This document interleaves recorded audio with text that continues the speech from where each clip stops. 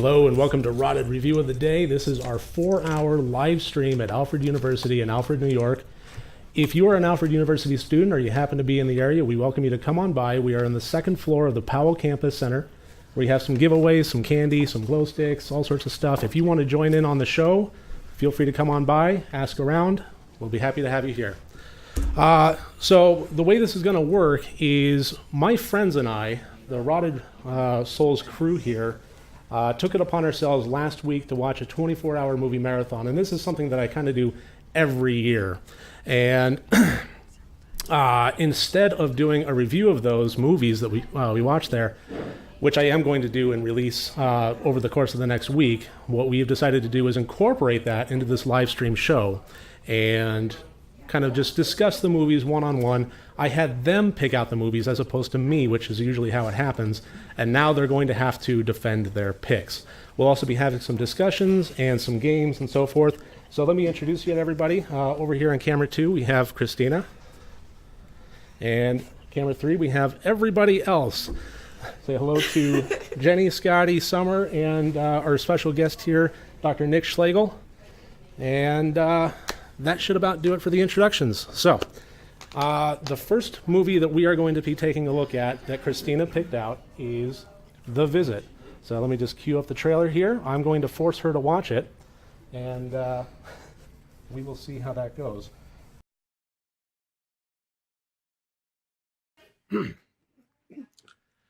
So, defend your pick. All right, to be fair, I was haphazardly tossed into the pick because I said that it was an M. Night Shyamalan film and That's right. it couldn't be very good, and everybody in the room was all of a sudden, Yeah, you mentioned... You need to watch that. You mentioned that you've never seen a scary M. Night Shyamalan movie. Yes. And we said, brace yourself. Yep, time out. All right. So, who else here has watched that? Obviously, Nick? yeah. No, Nope. he has Okay. not actually. Fantastic film. But I'm hearing good things. Yeah, It no, was. it actually was. I thought it was surprisingly good. The trailer intrigued me. When I first watched this, I remember my history of this. When the trailer first got released, everything about it was really, really intriguing to me. And then I saw M. Night Shyamalan, and I thought, oh, There it goes. crud. Yeah. Because we had really been burned by, just the myriad of movies that he's released. I think, honestly, ever since Unbreakable. Which I have not seen. Last one I saw from him was The Village. Yeah. So But this didn't really feel like one of his movies to me. no, it No. did not at all. It was well, I saw the plot twist coming honestly from a mile away, but I was okay with that. I was okay with that. I saw something, but I was wrong. I did not see the actual twist that had happened. Yeah, I saw that one coming probably about 30, 40 minutes into the film. Okay. But it might not have been surprising, but I liked the way it was carried out. Yeah. So. Well, I mean, do you have anything to add?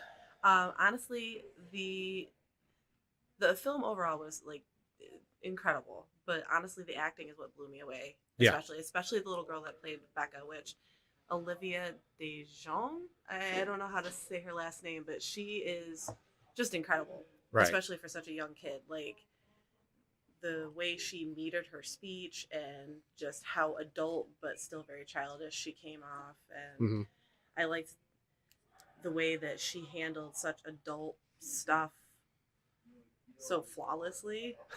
And then, like, after watching the movie, I did research and found out that he actually kind of meant to lean towards a little bit of comedy, dark humor with the movie. Right. Well, I mean, that Which- kind of shone through a little bit. Yeah, and I liked that, like, after looking at some research and stuff about it, that it rang really well true. Like, you're taking stuff like dementia and psychoses and stuff like that, and you're shining a very dark, humorous light on it. You know, if you can't laugh at yourself, who can you laugh at, kind of thing. Right. So, I thought the performance that impressed me the most, honestly, was the grandmother. I don't want to give we don't want to do spoilers here, so Yeah, actually that's an yeah. FYI, no spoilers. But yeah, the grandmother character there really, really impressed me. The range that she went through with the psychoses and with the different states of being that she was in, from super happy to downright depressed to manic and beyond. and scared. Yeah. all of it. And the level of detail that they went through with the interviews that the young girl went through with her and how fast her character would, change on a dime. Yeah. I thought was very, very impressive. Very well carried out. There's definitely some really, some pretty good gross out humor / horror going on in there. Yeah. There's actually a particular scene in my head, which no spoilers, but that one got a definite good old belly laugh from me when it happened. So, yeah. And it was definitely gross. I had the whole room kind of turning away, but it was still just very, very well timed. I think that's the best thing with humor is timing all the way, and he nailed it. He really did nail it. I was impressed. I remember watching that scene, and when we were watching it during the marathon, I knew it was coming up, and that was a fun thing for me to kind of film.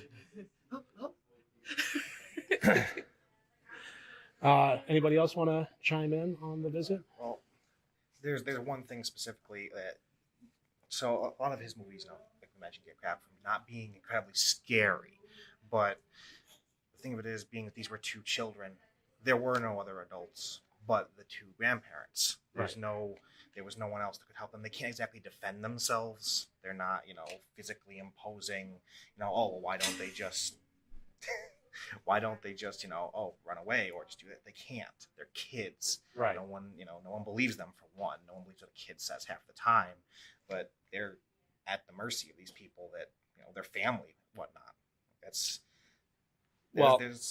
I remember that was something that M. Night Shyamalan said, was that he remembered having that experience of going to visit your grandparents or his grandparents without. I seem to recall that, at least. But he wanted to capture that sense of dread that you felt as a child, being put in the care of somebody that you were only vaguely familiar with.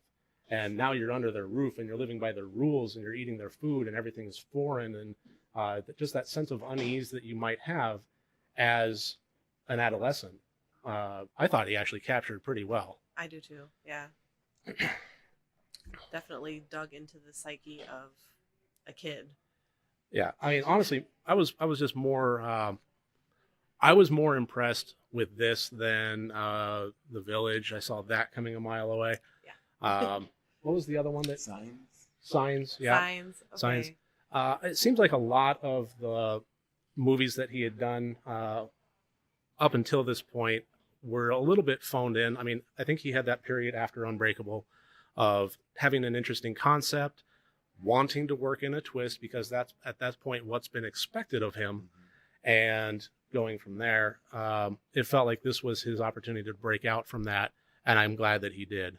I'm glad that he did too, and honestly, to see him out of the typecasted role as a director and a producer, and actually found out later on his budget for this film was one of the lowest, if not the lowest, he had out of all his films. Right. And honestly impressed me the most out of all of his films. I haven't seen Unbreakable, so I can't really give a basis on that one. But well, I could talk about Unbreakable for hours and hours and hours, but this is not the forum for it. But suffice it to say, I was actually really impressed with this one. I'm glad you picked it. Well, you sort of picked it out. No, I am too, though. I'm glad I did get dismissed conned, but I would have too. Coerced into it. There we go. Yeah, that's pretty much how it planned out. So, okay, thank you for joining us, Christina.